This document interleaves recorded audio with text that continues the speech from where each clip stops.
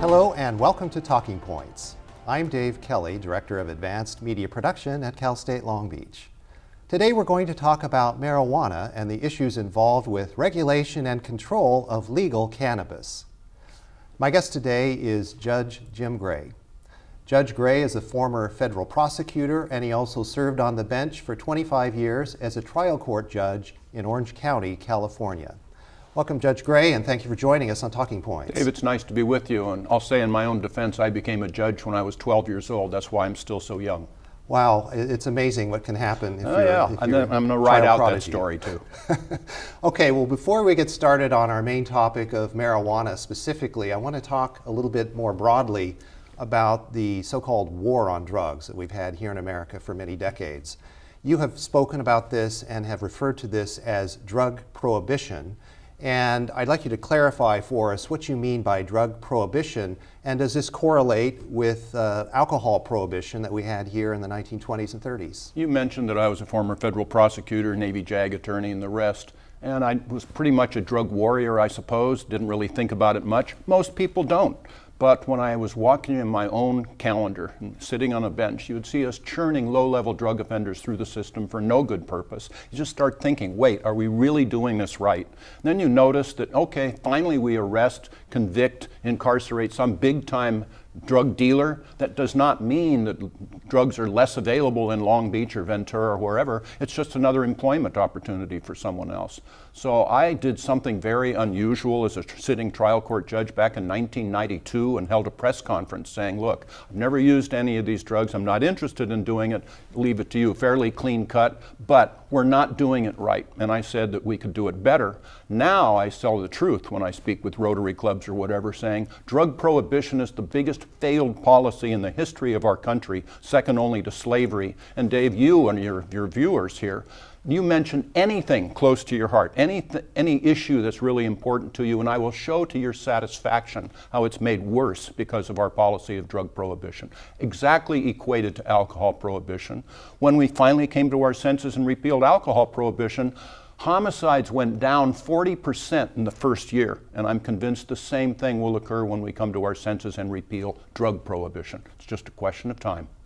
And just to recap, in your experiences in the criminal justice system as a prosecutor and also as a judge in the trial court, you saw lots of things going on. This also followed and coincided your evolution from being a conservative Republican to becoming a libertarian. And certainly your views on the decriminalization of all drug use are consistent with the libertarian view in this area. And that's true. Actually, my transformation from a Republican came with the so-called passage of the Patriot Act, a direct frontal assault on our civil liberties. So I could not be involved with any group that would condone, much less assist in that. I became a libertarian for that reason. But it's a question of states' rights. It's a question of federalism. Our country was founded on the concept of federalism. Allow each state to decide how best to serve and protect its people instead of having the federal government do it. I'll ask you and our viewers a question. How many of you out there feel that the federal government has all the answers? I mean, nobody. So let's let California experiment, Nevada, Ohio, whatever, and we'll be able to do it better. So it's really a combination, and the more you look at it, we have a prohibition against discussion. When I sign my books, Why Our Drug Laws Have Failed, I usually put on there, it's okay to discuss drug policy. Just because we might discuss our options or even change to go to other options does not mean we condone drug abuse. And that's something that people just need to understand. We're on our way. Well, we'll come back to the federal government in a moment and their recent efforts. But first, let's talk about the states that have actually legalized for medicinal purposes marijuana. There are about 29 states right now, plus the District of Columbia. There are currently 8 states, including California, that have now made it legal to use or purchase the drug for recreational use.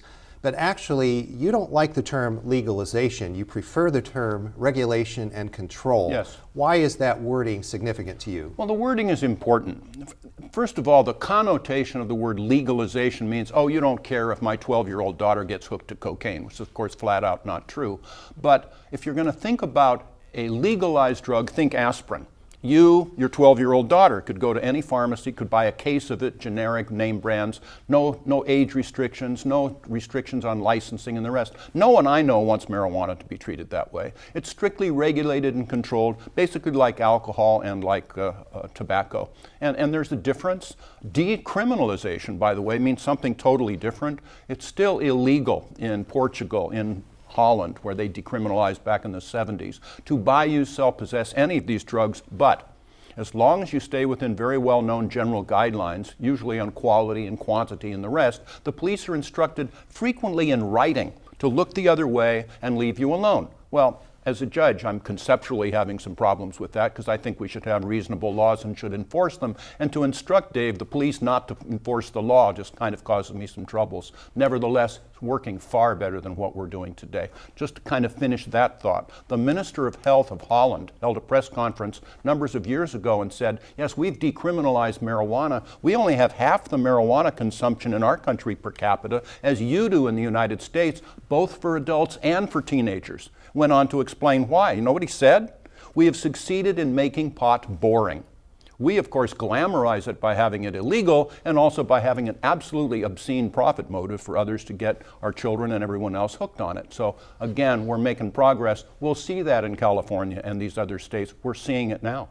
All right, when we talk about regulation and control, and you've already mentioned the fact that regulation and control allows you to have a better handle on the purity of the product, to reduce the amount of contamination, potential pesticides. We had paraquat poisoning from spraying plants back in the 70s and early 80s. So if we can reduce all of those problems, and also when we know that when the drug comes from drug pushers, they often lace it with other things to try to addict their users to other higher level drugs, more expensive drugs. So anyway, if we want to control the purity through regulation, why wouldn't we have this be done, and marijuana that is, distributed through pharmaceutical chains, for example, and wouldn't that be a better way to go? And is it wise here in California to have private entrepreneurs who don't have a pharmaceutical background involved in the distribution and sale of marijuana? Newsflash. Pharmaceutical companies are in the profit-making business as well. So is Coors Beer. You know, whoever's going to do it's going to have a market behind it to do it. But these are the things that really pushed me over the edge to come out publicly. Now I say, and it's basically true, the biggest oxymoron in our world today is the term controlled substances. Because as soon as you prohibit a substance, you give up all of your control to the bad guys. Quality control. Dave, a huge issue. And in fact, I'll share with us just from my experience. I still remember on 2 or 3 occasions when I was still on the municipal court sentencing a young man all 3 times for being under the influence of methamphetamines. And when they plead guilty, they're required to give us what we call a factual basis, namely, put in your own words why you're guilty of this offense. And they told me, Your Honor, my drug of choice is marijuana, but one day, unbeknownst to me, it was laced with methamphetamines. I started smoking it and got hooked. And I still remember thinking to myself, wait a minute, we all know that smoking cigarettes is hazardous to your health, but at least if you go to your local pharmacy or wherever and buy a pack of Marlboros, you're going to know it's not laced with methamphetamines. That's a drug prohibition problem. Let's do it better. Let's control and regulate it, and let each state decide how best to do it through a pharmacy or do it through a regulated outlet or your grocery store. Okay, well, if we talk about another aspect of regulation and control, one of the main advantages of this is, of course, the taxes that we can collect. If we sell it through the legal, yes, exactly, through the legal process, you can collect the taxes. Now, in California, there's a 15% excise tax, and also purchasers will have to pay sales tax depending upon which county they're in. It'll be somewhere around 8%. So if you add those 2 taxes together, we're adding about 23 to 25% cost via taxes to the purchase of marijuana.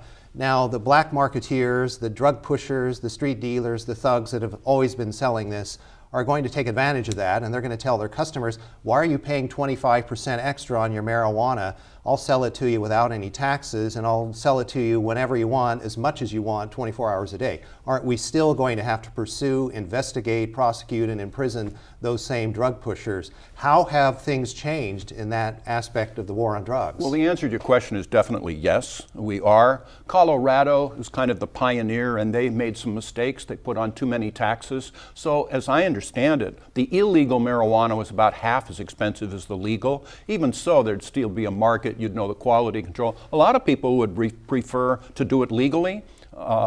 Go back to Canada years ago now, where they decided smoking cigarettes is harmful. We're going to put a real big tax on it. And what happened is you started having jet boats going across the Great Lakes, smuggling United States' cigarettes into Canada. So you want to make sure that you're not encouraging the black market by too much. But you're also going to have a black market to sell to minors, under 21. But at least we'll be able to concentrate a great deal more. And I think pretty much everybody would support prosecutions of people furnishing any of these drugs to minors. But you're right, it's there, and you have to be aware of it. We won't be prosecuting users, just the pushers, I guess, in this case. If they're minors, it would come into the criminal justice system. If they are adults, look, the message here is, it makes as much sense to me to prosecute this gifted actor Robert Downey Jr. for his heroin problem, and he's got a difficulty there, as it would have Betty Ford prosecute her for her alcohol problem. And she was the wife of Gerald Ford, president, and a self-acknowledged alcoholic. But why make them automatic criminals and push them farther away? That's a mistake. In fact, when it comes down to it, you mentioned libertarian principles. It makes as much sense to me to have the federal government control what I as an adult put into my body as it does what I put into my mind. It's none of their business, but critical issue. If you, I, Robert Downey Jr., Betty Ford, or anyone else drives a motor vehicle while impaired by, you name it, methamphetamines, alcohol, marijuana, whatever, that's a crime and should be. What's the difference? Critical important. Now, by my actions, I'm putting your safety at risk. That's a legitimate criminal justice function. But the criminal justice system's pretty good at that. It's designed to protect us from each other. It's not designed and does not do well at all to protect me from myself. So it's all consistent. You or I, we're both over 21, I think so, could go home tonight and drink 10 martinis if we wanted to. Certainly not smart, certainly not a medically healthy thing to do, but not a crime, nor should it be, unless I get behind the wheel or hit you over the head with a pool cue. It should be the same thing with regard to these others, various mind-altering, sometimes addicting drugs too, and get the criminal justice system out of that. And that's where we're going to go, and it'll work. We only have a minute before the break, so I want to get this question in, if we can, before that time. Prop 64, which was the measure that was voted on by the public in California, it allows for this regulation and control of marijuana, both for medicinal as well as recreational use.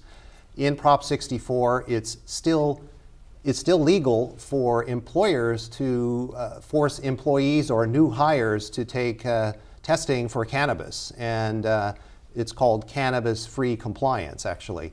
And so if employers are still going to have cannabis-free compliance measures, is that going to reduce the market share the potential market share for marijuana, because people don't want to smoke if they're going to be tested and found to be on the substance? It's a problem area.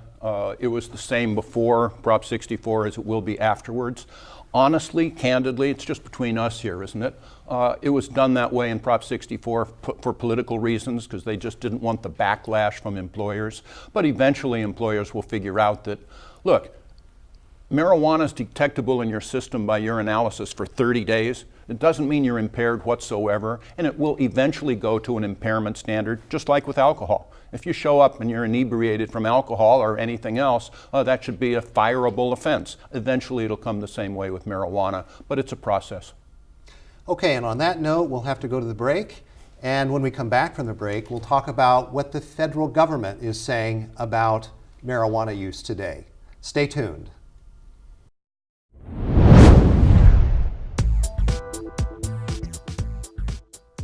There are many challenges facing our cities today. What can we do? How can we afford it? You can become a part of the solution by analyzing the problems, evaluating possible solutions, and implementing your plan. Work within your city, county, or state, or serve our country as a foreign service officer working overseas. You can become a part of this exciting field with a degree from Cal State Long Beach.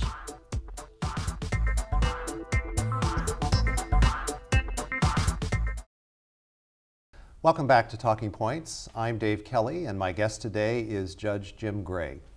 And Judge, before we went to the break, we were talking about Prop 64. We were talking about the fact that employers can still test for cannabis exposure, if you will, in the bloodstream.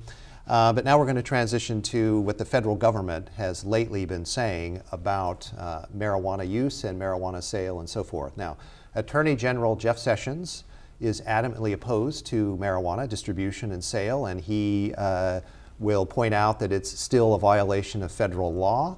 He recently rescinded a 2013 memo in the Department of Justice, which basically took a hands-off policy on enforcement of federal law in respect of folks that are involved in distribution and sale in states. As long as they're applying to the state laws, complying with the state laws, it's hands-off. He's rescinded that, which means technically the federal government could go in. As a practical matter, the federal budget has an amendment which prohibits the use of federal funds for marijuana enforcement, again, if folks in those states are complying with all of the state laws. What do you think about this in terms of what impact this will have on the cannabis industry if the Attorney General is saying we can still come after you if we decide we want to do that? My first reaction, Dave, is you've done your homework. You're exactly right from my standpoint as far as this is concerned.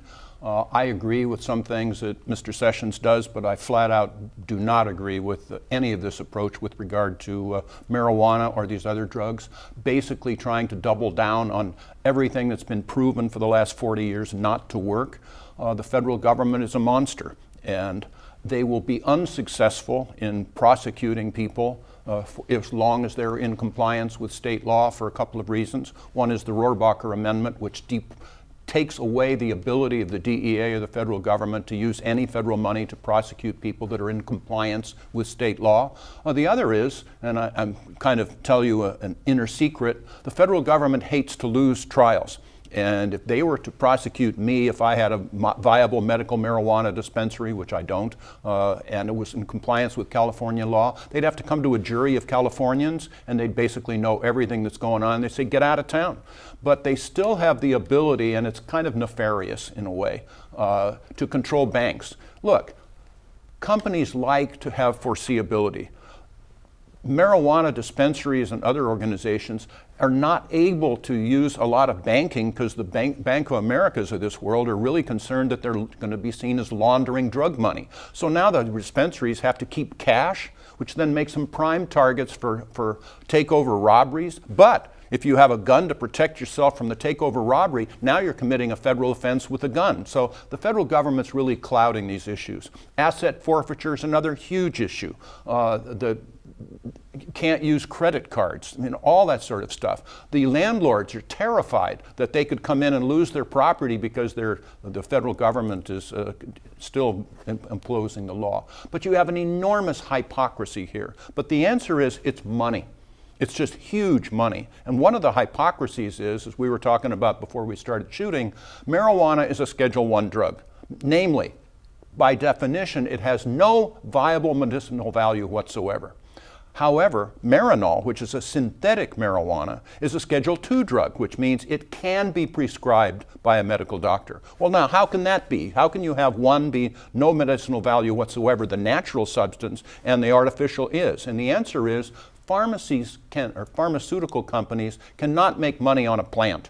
So they haven't exercised their political power to have it changed. But Marinol, they can make lots of money on, so they use their political muscle, and it is prescribable. You can't have it both ways. When it comes down to it, it's money, it's power, and it's nuts. Now, you mentioned that marijuana is considered to be, or listed as, a Schedule I controlled substance. Yes. And being the Schedule I controlled substance, as you said, means that it is highly addictive, and it also has absolutely no medicinal value. Yes. Now, only Congress can change that law. And if Congress changes the law, then things might change in terms of federal regulations in the banking industry and so on. Do you think that's going to happen? The law at the moment allows this duty to be delegable. It's delegated to the president, and then in almost every administration, the president is delegated to the head of the DEA. When I was on the O'Reilly factor one time, Asa Hutchinson had just been confirmed to be heading the DEA, and I got him to agree on national television, look, if you're going to do this, wouldn't it be more appropriate to have a medical doctor decide which substance had medical value instead of a police officer? So at least if that's going to be the system, have the Surgeon General do it, which makes a certain amount of sense. But no, it's a police officer. But you're right, Congress could change it, and then of course the president would have to sign it. Either way, it's never going to continue. People are understanding this.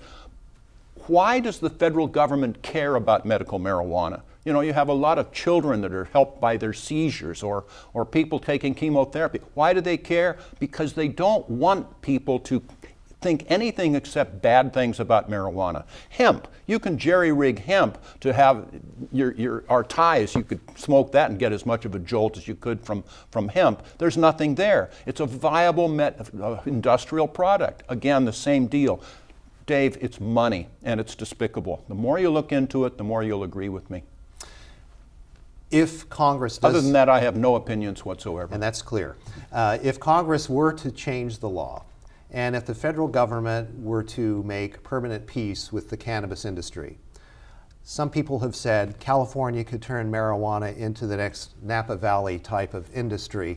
And is that a fair and reasonable They already comparison? have. Yeah. The largest cash crop in the state of California for the last decade is marijuana. That implies to me somebody's using it. It's mostly illegal marijuana, but it's there. Number two is grapes. So we're going to have it here anyway. Isn't it better to regulate it, control it, take away a whole lot of money from juvenile street gangs and Mexican drug cartels and other thugs and use it to pay our firefighters and pay our teachers and fix our roads? I mean, how hard can this be? Plus you get the quality control and all of the illegality. And all of these laws, it does not take a sociologist to go through any jail or prison in our country and see that people who are minorities are overrepresented, because they usually involve themselves in these transactions more in public, and people like me in upper middle class do it behind the gated communities, so we're not as open to prosecution. None of this works. Civil liberties, again, it's the biggest civil liberties disaster in the history of our country because of drug prohibition. Goes on and on. Let's talk about the Napa Valley comparison again. You talked about marijuana being the #1 cash crop and grapes being #2. Yes. But in Napa Valley, the Napa Valley wine growers don't have to worry about bootleg wine being brought in from the cartels, as far as I know. There's no money in it. Right. Well, doesn't that then mean, in order to be similar to the wine industry or Napa Valley, aren't we going to have to go back to an earlier question and make sure we eradicate as much as possible or eliminate the drug dealers and the pushers and so on that are cutting into that market? Focus on it this way. High school kids could sell Jim Beam bourbon to each other on their high school campuses. They could, but they don't because there's no money in it. They're selling methamphetamines and marijuana all the time because there's money in it. So that's the answer to your question. Yes, we could come up with illegal wine and try to go into controversy with Robert Mondavi, but we can't because there's no money in it. Regulate and control it, get rid of a whole lot of bad transactions. Let's talk about a report that came out recently from the Rocky Mountain High Intensity Drug Trafficking Area Task Force. Now, this is a task force that's part of the federal government. They're part of the White House Office on National Drug Control Policy, which is the drug czar. That's the drug czar. They have been notoriously anti-drug, anti-discussion of drugs becoming legal, etc. And so they obviously have an agenda.